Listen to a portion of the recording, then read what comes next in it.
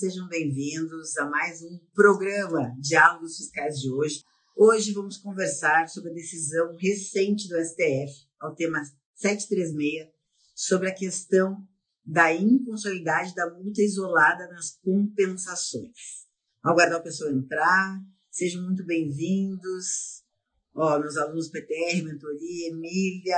Olha, Marcos Bronze, quantos anos. Sejam bem-vindos. Hoje, gente, essa decisão é bombástica, certo? Professora Sigrid, minha amiga, um beijo para você, seja bem-vinda. Pessoal, hoje eu vou conversar aqui e comentar com vocês sobre a decisão do Supremo Tribunal Federal, quando julgou o tema 736, certo? Que é o RE 796939, e ao mesmo tempo julgou também a ação direta de inconstitucionalidade número 4905, proposta pela Confederação Nacional das Indústrias. Olha ali, gente, só um parênteses, entrou aqui o melhor fotógrafo do Brasil de fotos corporativas, Yuri, segue aí, Yuri_Ramos, ele que fez as minhas fotos aqui no Instagram, ele sim sabe fazer foto de profissional. Então, se você é advogado, contador, economista, administrador e quer umas fotos legais para o seu perfil, para o seu site, segue lá o Yuri, YHURI_Ramos, tá? O cara, literalmente, o cara é foda, tá? E além de tudo, eu que detesto fazer fotografia, me senti muito à vontade nas fotos. Então, as fotos que vocês estão vendo agora aqui no perfil, ele que dá uma caprichada, ele melhora a gente muito lá, ele que faz essas fotos maravilhosas, tá bom? Gente, vamos lá. Retomando o nosso assunto de hoje. Então, tema 736, recurso extraordinário 796939, julgamento da ADI 4905, proposta pelo Conselho, pela Confederação Nacional das Indústrias. Por que essa ADI foi proposta?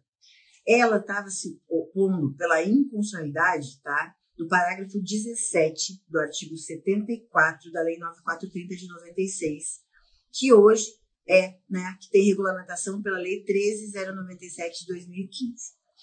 Como que funciona isso e por que essa multa era aplicada nas compensações? Vamos voltar um pouquinho antes de adentrar no julgamento.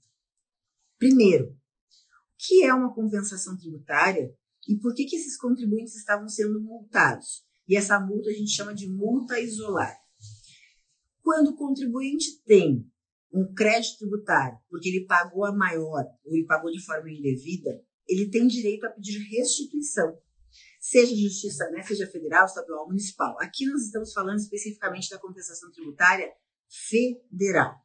O que acontece? Nessa compensação tributária, você, contribuinte, entende que tem um crédito a receber, só que ao invés de você requerer em dinheiro, restituição em cash, você requer o quê? Você requer através de uma compensação. A compensação nada mais é que um encontro de contas. O que é esse encontro de contas?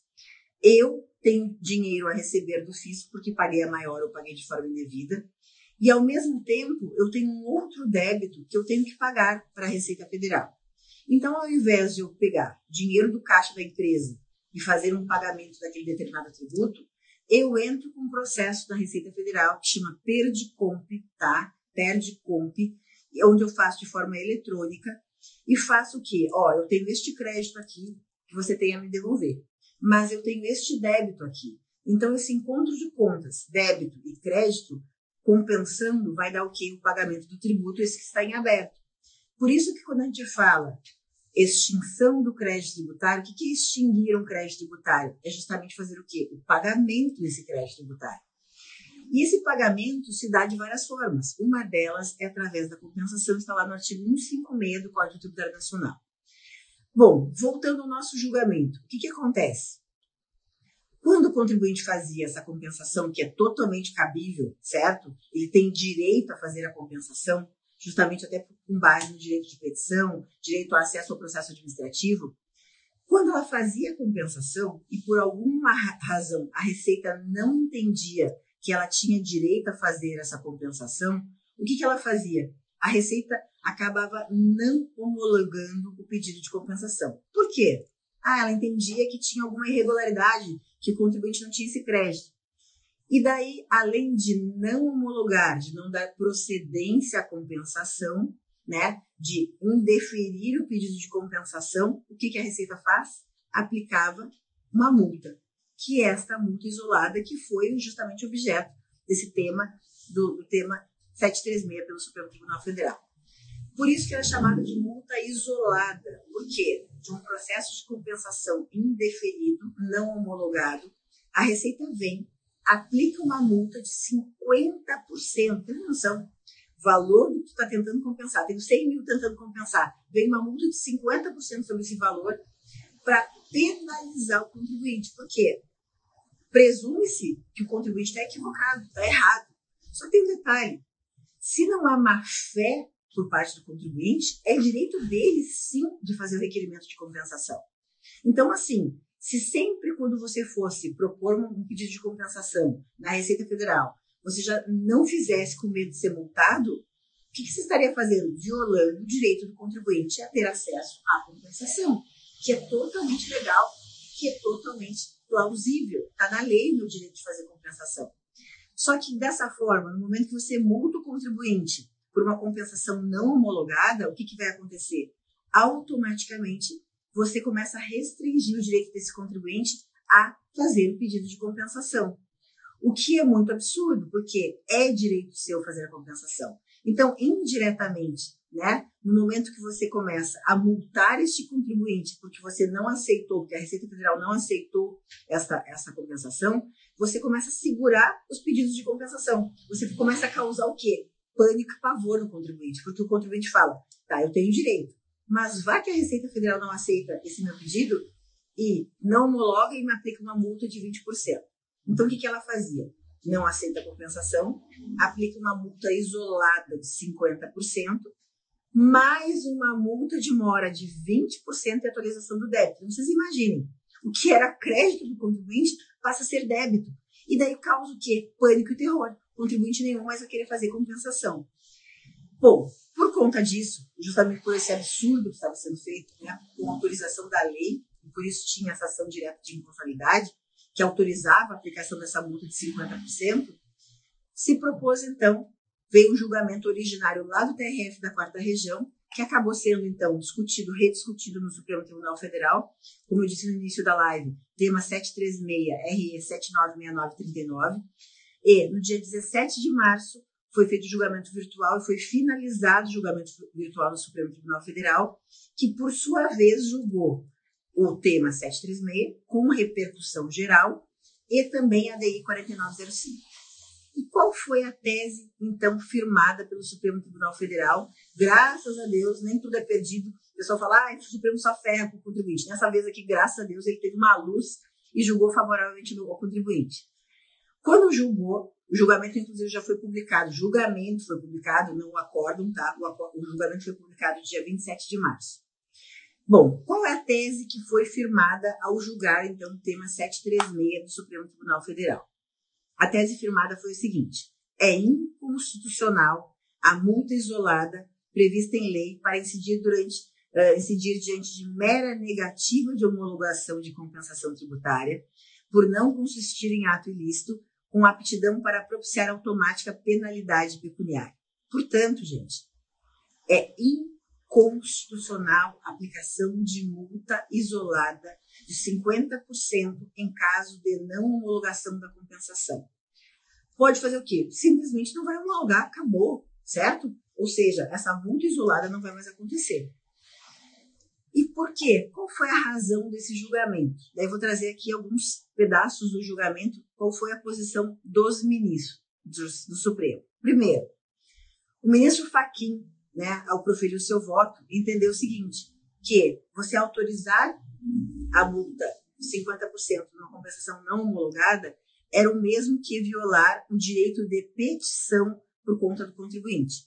Ou seja, ele disse o seguinte, vou ler um pedacinho do voto, destacou que a simples não homologação da compensação tributária não é ato ilícito capaz de gerar sanção tributária. Ou seja, você não pode achar que o contribuinte está fazendo pedido de compensação, que ele está agindo de forma ilícita ou que ele tem má-fé.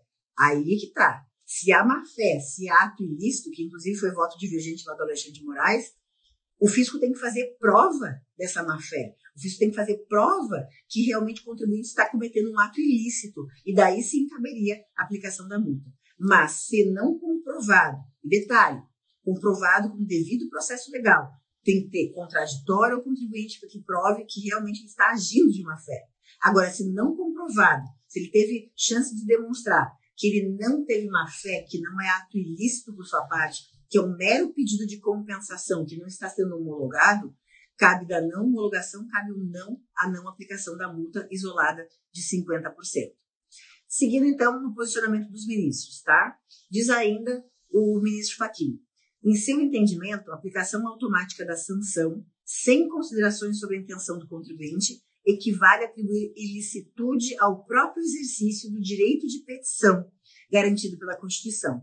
Portanto, com base no direito de petição, que é garantia constitucional do contribuinte, fazer o requerimento de compensação, cabe a ele não ter o seu direito violado, o direito de petição, e cabe a ele o direito de sim requerer a compensação. E caso não seja homologada, ele não será multado através dessa multa isolada de 50%. E ainda mais, no Gilmar Mendes, né, ao proferir seu voto, Gilmar Mendes disse o seguinte: ele relatou, né, ao julgar a ação direta de irresponsabilidade 4905, ele também votou pela procedência do pedido. E ele disse o seguinte: ressaltou que a aplicação da multa isolada pela mera não homologação da declaração de compensação, sem a caracterização de má-fé, falsidade, dolo ou fraude, na mesma linha que o Fachin já vinha falando, fere o direito fundamental de petição e o princípio da proporcionalidade. E mais, frisou ainda Gilmar Mendes, tá? Que a legislação tributária confere à Receita Federal um arsenal de multas para coibir condutas indevidas pelo contribuinte, referentes à declaração de compensação, cumprem suas funções pedagógicas e preventivas sem implicar a insegurança jurídica ou inibir o exercício do direito subjetivo à compensação. Isso que é o ponto-chave, impedir, né, que você coíba o contribuinte a exercer o seu direito subjetivo de compensação. É direito do contribuinte requerer, independentemente se ele vai ter direito à compensação ou não. No momento que você já coíbe o seu direito de compensação, você está violando literalmente o direito constitucional ao direito de petição, certo? Olha aqui, só um parênteses, meu amigo André, querido da New Points Motos de São Paulo, meu amigo, saudade de você, um beijo, sempre aqui comparecendo, né? Antes de eu terminar aqui o andamento, quero fazer um convite já, coração para vocês, faz uma fotinho aqui da live, me printa e já posta, marca aqui a professora, compartilha, você também pode, coraçõezinhos, a professora gosta muito, então tô vendo os coraçõezinhos subir, manda os coraçõezinhos, manda aqui o aviãozinho, compartilha a live para quem precisa assistir e ver esse conteúdo. Se você está assistindo esse conteúdo depois, eu vou deixar ela salva aqui, você pode compartilhar ela também. Então, mete o dedo aqui no aviãozinho e já manda aí para seus amigos para compartilhar esse assunto de extrema relevância. Por quê? Quantos contribuintes foram multados por essa multa isolada de 50% do débito? É muito dinheiro, é muito o trabalho que o contribuinte tem aí para recuperar. Bom, o ministro Fachin, dando prosseguimento ao julgamento, ele entende ainda que você manter a multa isolada é literalmente violação ao devido processo legal e ao processo administrativo fiscal. Por quê? Se você violar, impedir que essas partes façam pedido de compensação, automaticamente você está violando o processo administrativo fiscal, certo? Portanto, gente, o que vai acontecer? Como o julgamento foi publicado dia 27 de março, ainda não houve manifestação da Procuradoria, tá? A gente não sabe se da publicação do acórdão, se vai haver aí embargo de declaração. Por quê? Se da publicação do acórdão, pode ser que a PGFN peça a modulação dos efeitos da decisão. Isso a gente não sabe ainda se vai acontecer. Como o julgamento foi feito por repercussão geral, o que é repercussão geral? É quando o Supremo decide e vincula as demais instâncias judiciais a este entendimento. Então, a partir de agora, essa repercussão geral diz o seguinte: todas as demais instâncias abaixo do Supremo são obrigadas a decidir desta forma. E o CARF também, tá? O Conselho de Contribuintes também está vinculado à decisão por repercussão geral. Então, os processos administrativos que estão em trâmite hoje junto ao CARF com base no julgamento do tema 736, também vão ter que decidir que as multas isoladas de 50% são indevidas, são inconstitucionais. Isso é um impacto gigantesco e maravilhoso para os contribuintes. E quem já pagou? E quem já pagou essa multa que já tinha sido condenado? Você pode propor ao seu cliente um pedido de restituição, certo? Entre com um pedido de restituição com base na repercussão geral do tema 736 e peça a restituição. O que a gente não sabe ainda é se vai ter, então, a modulação dos efeitos da decisão. O que é isso? A Procuradoria poderá, através de embargos de declaração, que isso virou moda, né? Embargo de declaração agora virou moda para a pessoa pedir modulação dos efeitos da decisão, que não é esse o caminho, mas é isso que está acontecendo. O que é modulação dos efeitos da decisão? Quando a Procuradoria requer a modulação, ele quer limitar os efeitos dessa decisão.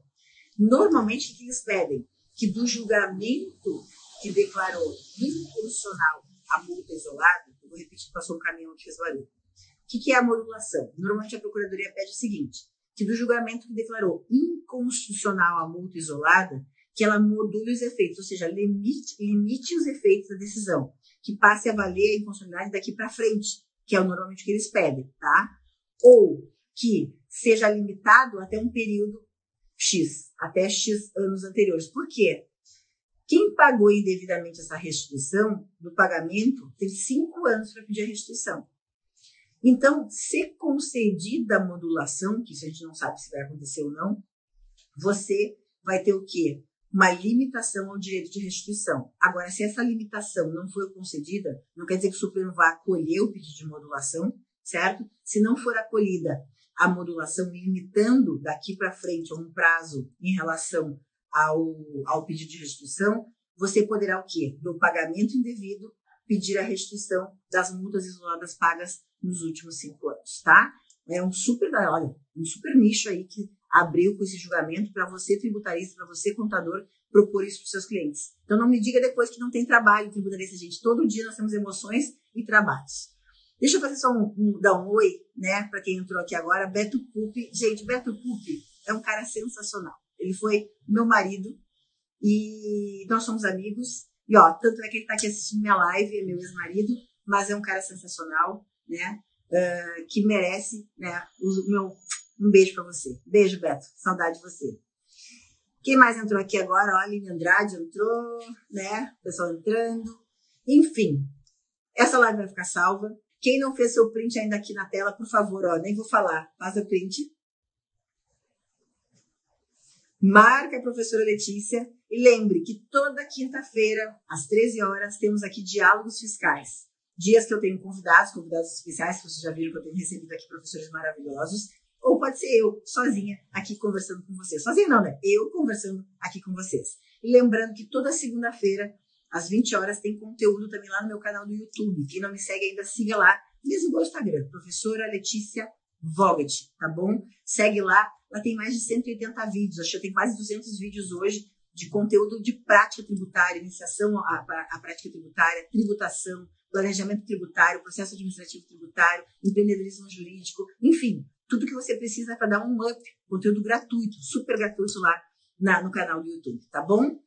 Vou ficando por aqui, agradeço a presença de quem passou por aqui, quem me deu um oizinho, fica salva. Quem não assistiu essa live desde o início, assista, porque é um assunto de extrema relevância, tema 736 do Supremo, inconstitucionalidade da multa isolada nas compensações tributárias. Um nicho aí sensacional para você trabalhar e pedir a restituição dessas multas, né, e cobrar bons honorários por conta disso. Fico por aqui. Fui, galera. Bom finalzinho de semana. Um beijo para vocês. Obrigada.